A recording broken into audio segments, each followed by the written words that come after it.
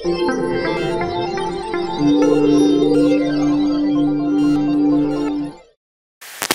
dieną visiems susirinkusiems. Esu Vladas Apranavičius. Užsiemu labai daug kuo ir labai plačia veikla. Nedirbu kažkokioj tai rutinoj vienoj. Ir už tai galiu pasidalinti su jumis labai įvairiais dalykais, kurie gali būti jums įdomus. Na, jeigu jūs čia atėjot, tai tikriausiai domitės interneto projektais, galbūt net patys kažką tai darote. Tai norėjau paklausti pirmiausiai, kas iš jūsų yra mokęsis projektų valdymo? Ranką pakelkite, prašau. O, kiek daug. O kas iš jūsų dirbat interneto projektų vadovų? Nu, kiek daug. Nu, tai o tai kam tada aš čia? Gerai, tai tie, kurie čia esat, būsit kokybės vadybininkai ir žiūrėsite, kad aš nemeluočiau ir pasakyčiau visą teisybę apie tai. Nu, vat, prie daug dar užsirašiau, kad čia bus visa teisybė, tai dabar negalėsiu meluoti. Šiek tiek apie mane. Duoną valgau vis tik iš komercinės veiklos.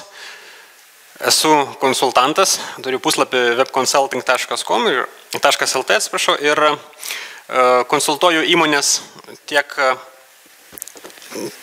interneto rinkodaros klausimais, tiek apie elektroninę komerciją ir kartu apie tos pačios interneto projektų valdymą.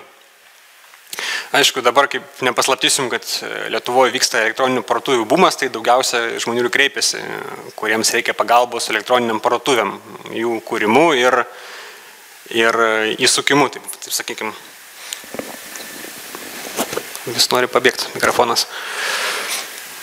Esu keliautojas, tas su lagaminu tai panašus į mane, apie mano keliones yra Autostop.lt, nes kažkada įkūriau Autostopo klubą Vilniuje, mano puslapį yra apie keliones truputį, bet to dar užsiemu ir tokia savęs įprasminimo veikla, labdaringa ar filantropija galim pavadinti tokiu įmantresniu žodžiu, tai kadangi daugiausia patirties turiu su interneto projektais, tai ir vienas iš mano sukurtų dalykų ir buvo pagalba reklama, tai interneto reklamos labdaros tinklas, kur labdaros organizacijos gali reklamuoti nemokamai įvairiuose Lietuvos portaluose savo kažkokius iniciatyvas, projektus, kažkokį tai poreikį, jeigu turi, tai gali ten pristatyti, jiem tai nieko nekainuoja. Kažkur per dieną mes gaunam apie 5 milijonus reklaminių skydelių nemokamai tiems projektams ir dalyvauja iš tų 60 portalų, 12 iš jų yra Lietuvos top 20, tai gan nemažą srautą gaunam tos reklamos.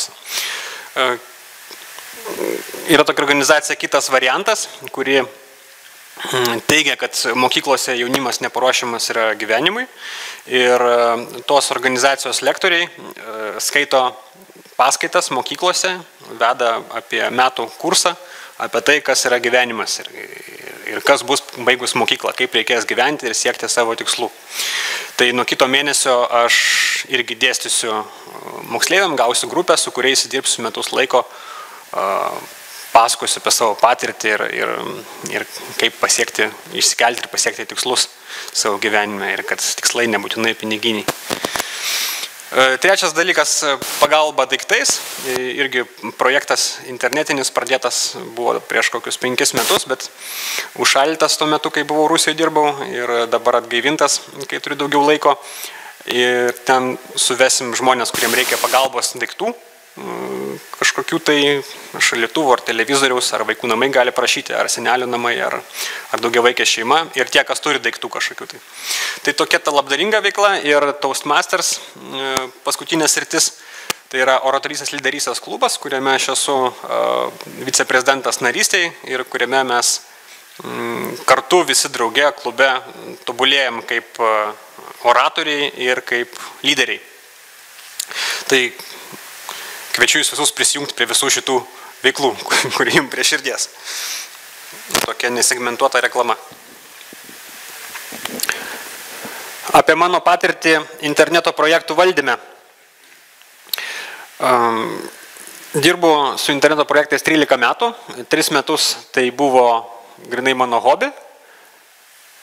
Na ir po 3 metų išsivystė į profesinę veiklą, kada aš pradėjau dirbti interneto projektų vadovų Lietuvos Telekome. Ir dabar nuo to laiko jau 10 metų dirbu profesionaliai toje srityje. Tai čia keletas paveikslėlių tų projektų, prie kurių teko dirbti. Tai, tie projektai, kurių tiek Zebra, tiek Diena patenka į Lietuvos lankomiausių portalų 10-tuką. Tai yra ko didžiuotis ir yra tos patirties nemažai prisikaupę. Projektas apie patį terminą, gal net apie projekto terminą, kas yra tas projektas. Dauguma žmonių tą terminą vartoja neteisingai. Štai pradedant apie kažką šnekėti, reikėtų apsibrėžti terminus, kas tai yra, kad visi teisingai suprastume. Tai projektas yra kažkokia veiksmų seka, turinti pradžią ir pabaigą, vedanti prie konkretaus tikslo ir turinti tam tikrą apibrėžtą biudžetą. Jeigu per tą laiką įgyvendinama tai, kas susibrėžta su tuo biudžetu suplanuotu, vadinasi, projektas buvo sėkmingas. Tai gali būti ir kažkokio tinklalapio nuo idėjos iki starto sukūrimas, tai reiškia bus interneto projektas. Gali tai būti interneto projektas, pavyzdžiui, ne interneto projektas, bet projektas gali būti šito seminaros organizavimas. Tai nuo minties, kad reikia tai padaryti, iki tol, kol viskas pasibaigs ir tie prezentacijos bus patalpintos kažkur tai internete, sakysim. Įvyko projektas. Bet negalima sakyti, kad, pavyzdžiui, išleistas kompaktinis diskas tai yra projektas. Arba Web Akademija yra projektas. Tai nėra projektas, nes tai yra pastoviai vykstantis dalykas, o neturintis pradžią, pabaigą ir kažkokį tai biudžetą. Tai aišku dabar visiems, interneto projektas, turi pradžią, pabaigą ir kažkokį tai biudžetą. Dar apie tą paveikslėlį.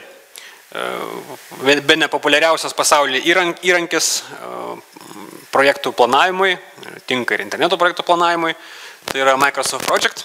Čia tikriausiai jo langas ir yra, arba panašios programos, kurioje galima dėliotis tiek terminus, tiek biudžetus, bet apie tai bus tolimesnės skaidrėse. Kokie yra interneto projekto žingsniai? Tai pirmiausiai, žinoma, sumanymas. Jums galvoje kyla kažkokia tai idėja. Gal ne jums, gal jeigu jūs dirbate, vos ne pusė čia salėje dirba interneto projektų vadovais, tai galbūt kažkam tai rinkodaros skyriuje arba kažkam vadovui kilo mintis, jisai kažkaip pabandė išreikšti greičiausiai žodžiu ir paprašė interneto projekto vadovo įgyvendinti tą idėją. Pavyzdžiui, tarkim, turi kažkokią parduotuvę fizinę, sako, reikia mums dabar išeiti į internetą, elektroninės parduotuvės reikia. Tai sukurk elektroninę parduotuvę. Ir prasideda projektas. Tai interneto projektų vadovas planuojasi tuos žingsnius.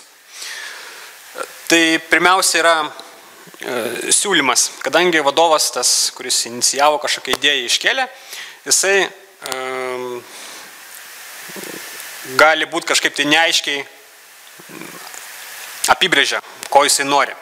Todėl projekto vadovo darbas pirmiausia yra išgryninti tai, parengti dokumentą, kuris aiškiai, gražiai būtų aprašytas, kas tai bus, koksai ten bus procesas, kaip visa tai vyks, kokie ten bus dalyviai šitam projekte, kokie lūkesčiai yra, kad galim būtų po to įvertinti, ar sėkmingas buvo projektas, ar nesėkmingas. Jeigu susirašom čia lūkesčius, sudarėm dėl jų ir po to pasiekėm tos tikslus, reiškia, kad projektas buvo sėkmingas. Jeigu ne, tada ne. Reiškia. Po to bus irgi dar skaidrė apie tai. Toliau aprėptis, apsibrėžimas, kiek darom. Jeigu jūs pristavot vadovui, pasakot, vadovė, štai jūs prašėte tiek, tai kainuos 10 milijonų. Vadovas sako, oi ne, tokių pinigų mes neturim, reikia už 10 000 litų padaryti. Tada jūs vėl einat, pagalvojat ir pasakot, kad tada mes galim padaryti tiek.